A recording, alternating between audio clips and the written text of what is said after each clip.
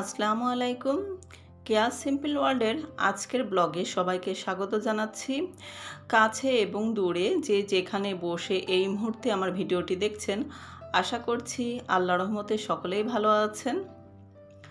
সাদনান চিঠি পাঠিয়েছে, তো ওর আব্বু অফিস থেকে ফেরার পথে চিঠি আনবেন, কারণ ওর আব্বুর অফিসের ঠিকানায় চিঠিটা পাঠিয়েছে।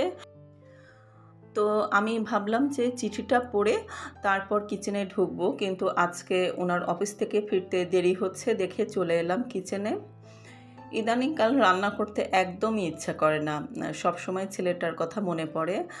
তাছাড়া এখন তো আমরা দুজন মাত্র মানুষ, তাই রান্না বান্না একটু কমই করি। ও সব সময় বলে যে আমার খাওয়া দাওয়া নিয়ে কোনো রকম কোনো চিন্তা করবে না তোমরা, কারণ আমরা এখানে 5 স্টার হোটেলের মতোই খাবার খাই।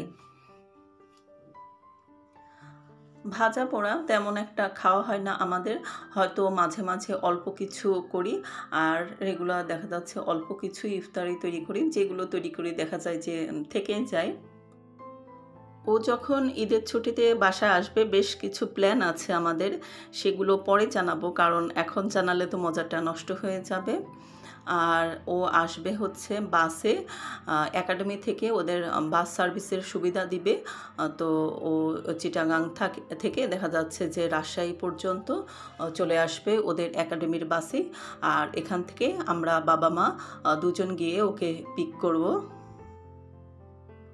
ও আসার বেশ কিছুদিন পরে ঈদ শুরু হবে, কিন্তু দেখা যাবে কি ও যেদিন আসবে সেদিন থেকেই ওর বাবা মার ঈদ শুরু হয়ে গেছে। আর এদিকে রান্না করতে করতে চিঠি চলে এসেছে। তো ওর আব্বুকে বললাম যে আমি আগে চিঠিটা পড়ি, তারপরে আমি বাকি রান্নার কাজটা শেষ করব। তো নিয়ে বসে পড়লাম চিঠি পড়তে। সাধারণত দেখা যায় যে বাসায় কোনো কিছু পড়ার দরকার হলে তো দায়িত্ব পড়ে আমার উপরে, আমি পড়ে পড়ে শোনাই। আমি চিঠিটা পড়ব আর ওর বাবা পাশে বসে শুনছে। তখন না মনে হয় যে সব পড়াশোনার দায়িত্ব আমাকে দিয়ে করানো হয়, সুতরাং বাসার একমাত্র শিক্ষিত মানুষ মনে হয় আমি, আর সবাই হয়তো লেখাপড়া কিছুই জানে না। একটু দুষ্টুমি করলাম আর কি। আর একটা মজার কথা আপনাদের সাথে শেয়ার করি।